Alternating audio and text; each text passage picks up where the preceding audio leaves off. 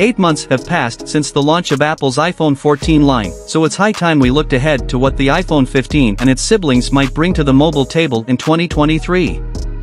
Indeed, the iPhone 15 and iPhone 15 Pro leaks are now coming thick and fast, with rumors concerning everything from the phone's display and camera credentials to their price and availability. We're also hearing that an iPhone 15 Ultra could be arriving in place of a Pro Max iPhone this year, which could really shake things up. We haven't heard any iPhone 15 release date or launch date rumors yet, but that's to be expected. They rarely occur more than a month before the launch event itself. For the iPhone 14, that event fell on September 7th, with 3 of the 4 phones going on sale over a week later, on September 16th, and the iPhone 14 Plus on October 7th. Apple generally picks the first or second week of September for its launches, and usually opts for a Tuesday, though occasionally goes for a Wednesday event. In 2023, that means September 5th or 12th are quite likely. Both are Tuesdays, though September 6th and 13th are possibilities, too. With regards to the price, again, we haven't heard many leaks or rumors, but the iPhone 14 range presented a slight price increase over the iPhone 13 equivalents.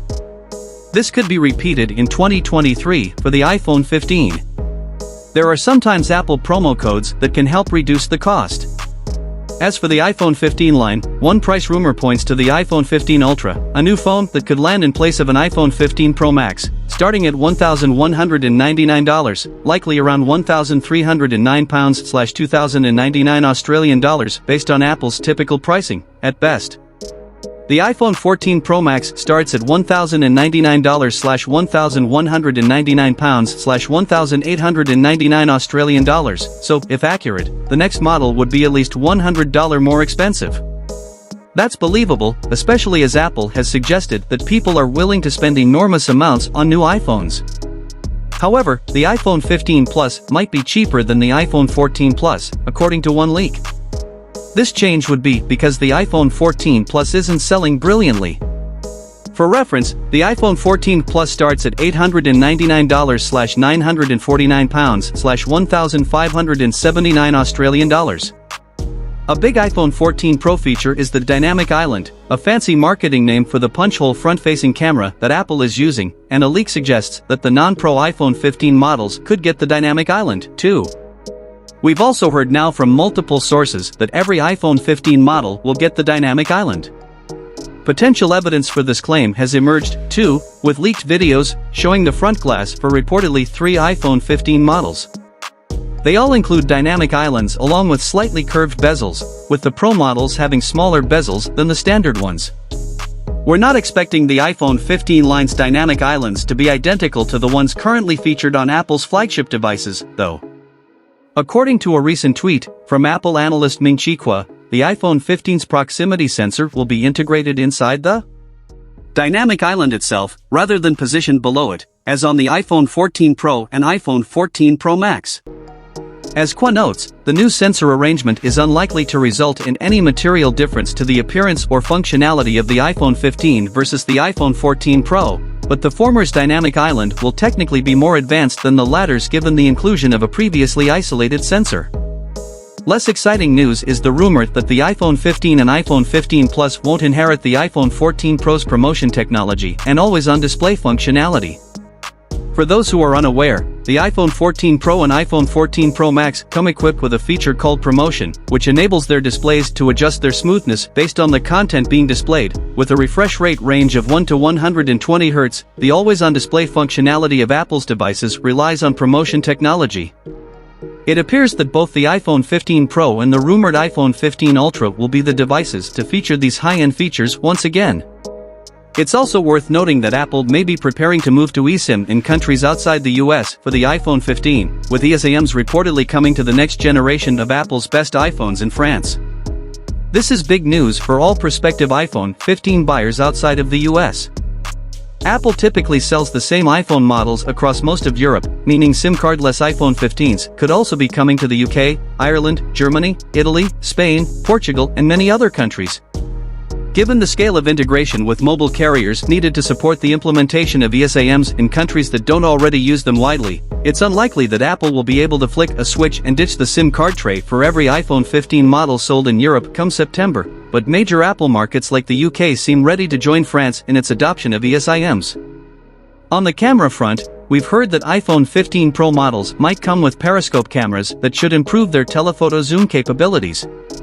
That said, a big leaker suggests that the iPhone 15 Pro Max will actually be called the iPhone 15 Ultra, following on from Apple's adoption of this suffix elsewhere, and will bring extra features over the iPhone 15 Pro.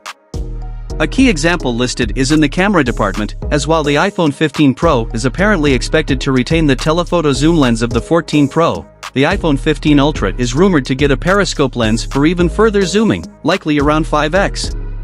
So we might only see the very top phone get a periscope snapper. We've actually heard this rumor several times now. Ming-Chi Kuo has suggested the iPhone 15 could get a periscope lens, as has analyst Jeff Pu, making it sound very likely, though it's less clear whether this phone will be called iPhone 15 Ultra or Pro Max. That's not the only possible camera upgrade, though, with another source saying a new Sony sensor will be used by the iPhone 15 line, one that's state-of-the-art, captures more light than current sensors, and avoids overexposing or underexposing shots. Plus, all four models might have a 48MP main sensor, according to analyst Jeff Pu, via 9 to 5 Mac, which would be an upgrade for the cheapest two. We haven't heard anything about the battery yet, but in terms of charging, one report suggests Apple is working a reverse wireless charging feature for the iPhone 15 line, which could let you use your iPhone to wirelessly charge other gadgets, such as an Apple Watch. Leaks surrounding this feature have existed for years, so don't get your hopes up, but it's a possible inclusion. When it comes to the core specs of the iPhone 15, there's some things we're almost certain of. For example, one report says that Apple is working on the 3nm A17 Bionic chip for the iPhone 15. Given that the iPhone 14 Pro and Pro Max use the A16 Bionic, and that 17 is one higher than 16, we could have guessed this anyway. More reports go into further detail, saying that the A17 Bionic should be more efficient than the A16 Bionic, which would likely lead to improved battery life. What's more, according to Chinese outlet DC Inside, the A17 Bionic will boast a 20% more powerful CPU than its predecessor, the A16 Bionic, meaning the iPhone 15 Pro should enjoy sizable speed gains over the iPhone 14 Pro and iPhone 14 Pro Max. Crunching the numbers, DC Inside reports that the A17 Bionic earns a single core score of 3019 and a multi-core score of 7860 on Geekbench 6, where the A16 Bionic scores 2504 and 6314, respectively. Naturally, we'd suggest taking these rumored figures with a pinch of salt, but it's exciting to think that the pro-grade iPhone 15s might sport benchmark scores to rival Apple's M1 MacBooks.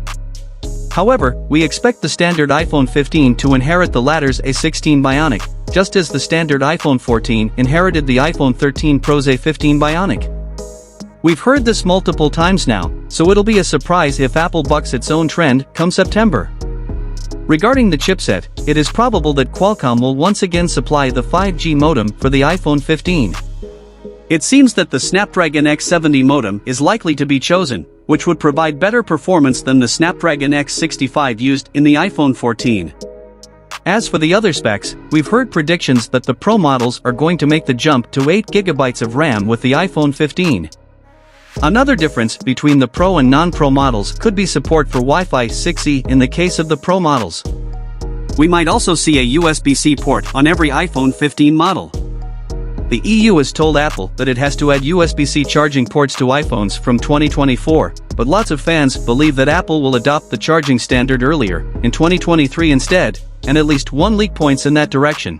That sounds like good news, but since Apple no longer includes chargers in the box with iPhone purchases, you'll almost certainly have to fork out extra cash for one of the company's proprietary charging accessories if you want to get the most from your iPhone 15. Finally, what are your thoughts about it? Do let us know in the comments section. Hope you liked and subscribed to this channel. I will see you in next one.